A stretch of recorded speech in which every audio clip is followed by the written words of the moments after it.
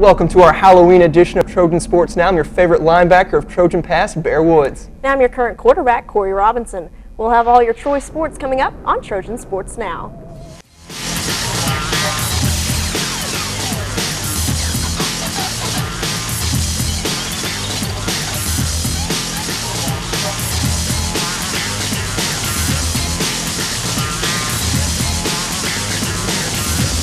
Trojan Sports Now. Hello and welcome to Trojan Sports Now. Out of costume, I'm Danielle Percival. Minus the dreads and face paint, I'm Jonathan Sellers. Stick around as we bring you the latest news and scores from Troy Sports. The football game it seemed like all Trojan fans were waiting for was the primetime game on Tuesday on ESPN2. The matchup saw the two co-champions of the Sun Belt fighting to stay alive for a run at the conference championship this season. And had it been a game of halves or even quarters, the Trojans might have had a different result. But that's why the game is played for 4 quarters and even a little longer if necessary. With a national television audience in the primetime spotlight and with conference hopes on the line, how did the Trojans handle the pressure?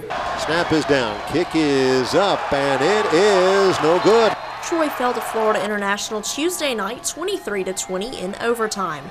And on a night when the Trojans had the chance to make history, they did, but not in a positive way. Troy had the chance to pick up an overtime victory for the first time during head coach Larry Blakeney's career at Troy. But instead, they lost their 3rd straight conference game for the first time as a member of the Sun Belt.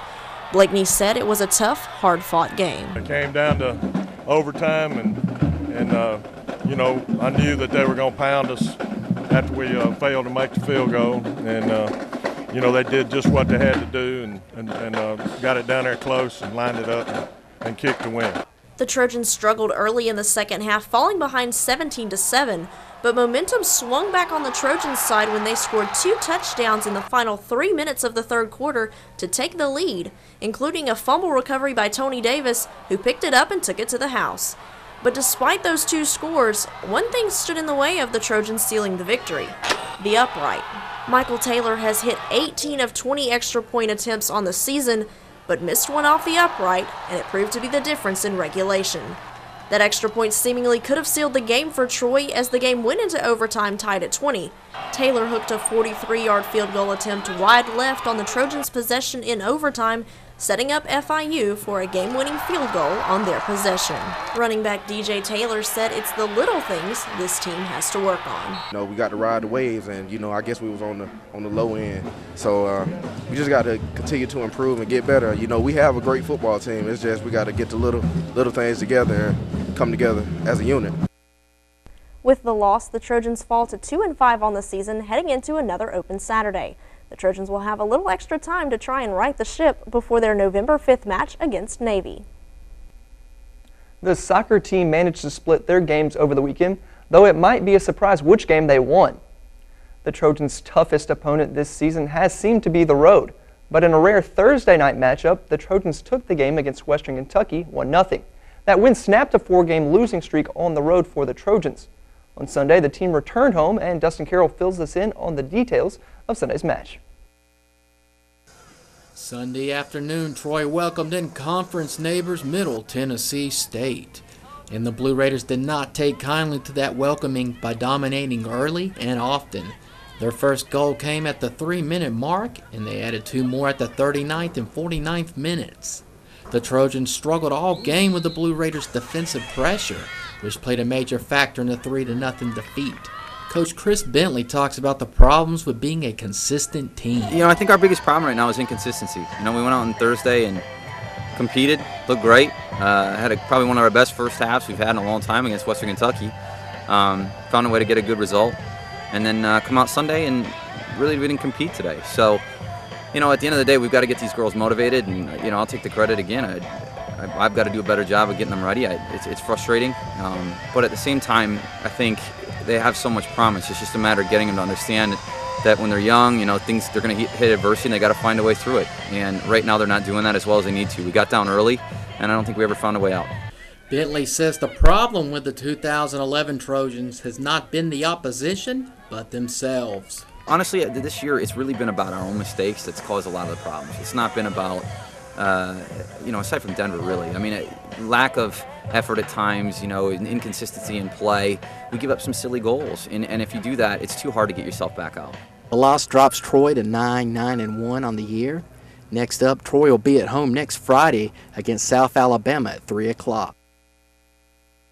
Trojans secured their third straight Sun Belt Conference tournament spot after an Arkansas Little Rock loss. Well, last week I questioned whether records really meant anything, and I'm still wondering that after the weekend the volleyball team had. Friday night, the Trojans played host to Denver, who was 6-3 in conference play, but the Trojans handed the Pioneers their fourth conference loss of the season, as they took the match 3-1. That victory was the first the Trojans have posted in 8 tries against the Pioneers. Natasha Kalunia led the Troy offense, recording 18 kills and just 5 errors. The win put the Trojans at 6-0 at home on the season for the first time in their Division I history. But the Trojans were unable to extend that streak on Saturday, facing North Texas. For the first time this season, the Trojans fell on their home court in a 4-set contest. The matches were close, with each of the Trojans' losses coming by only 2 or 3 points. The loss leaves the Trojans at 4-5 in conference play. The women's golf team finished up play at the Blue Raider Invitational on Tuesday and finished the event tied for 8th with the University of Texas El Paso. The team finished with a combined 3-round score of 930. Troy finished 44 shots behind the champion Middle Tennessee Blue Raiders. Troy was one of 7 Sun Belt schools that participated in the event. And both Troy University tennis teams participated in the regional USTA-ITA championships this past weekend, and both had good performances. The women's tennis team traveled to Samford, where the standout performer was Caroline Grimmel, who advanced to the semifinal round in the singles consolation match after dropping her first match in the main draw. The final match, which was scheduled to be played on Monday, was not played due to scheduling conflicts. Overall, Grimmel posted a 4-1 record on the weekend.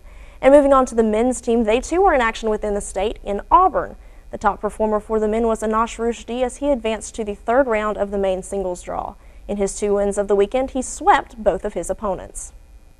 With basketball season slowly creeping closer, Troy fans are wondering if it'll be trick or treat with this year's team. At the recent Sun Belt Media Days, the league's coaches predicted a lot of sour moments for this year's Trojans. Troy was picked to finish 6 out of 6 teams in the East Division, receiving just 17 points in the voting. FAU and Arkansas State were picked at the top of each division. The coaches do see one bright spot in the preseason for Troy. Point guard Will Weathers was chosen to the second-team All-Sun Belt squad. And moving to the women's side, head coach Mike Murphy has one player who has been selected to the 2011-2012 women's basketball preseason all-conference list. Senior guard D'Angela Sword was named to the conference's third-team selections. Sword started 29 consecutive games for the Trojans last season, led the team in scoring 11 times, and scored in double figures 20 times in just her first season for the squad.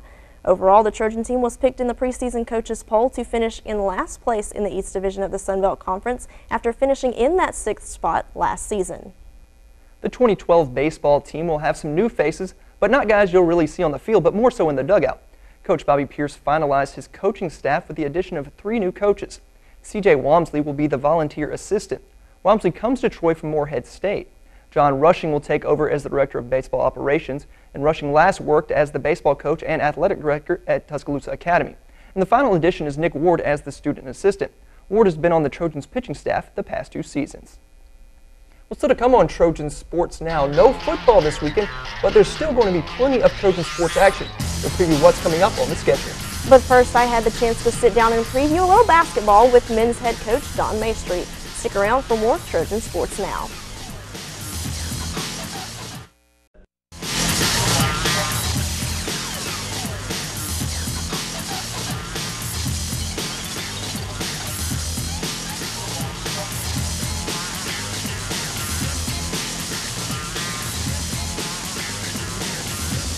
Trojan Sports Now.